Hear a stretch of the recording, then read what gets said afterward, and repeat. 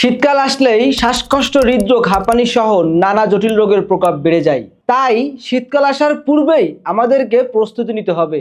আমাদের স্বাস্থ্য ভালো রাখার জন্য প্রতিদিন পরিমিত পরিমাণে পুষ্টিকর খাবার খেতে হবে। পাশাপাশি এমন কিছু খাবার খেতে হবে যা আমাদের শ্বাসকষ্ট, হৃদরোগ সহ নানা জটিল রোগ থেকে মুক্তি দিবে। তাই আমাদেরকে এমন কিছু খাবার বা এমন কিছু ভেষজ গ্রহণ করতে হবে যা আমাদের শ্বাসকষ্ট, হাঁপানি এবং হৃদরোগের প্রকোপ থেকে বাঁচিয়ে রাখবে। যেমন হর্তকি, বহেরা এবং অর্জুন অন্যতম।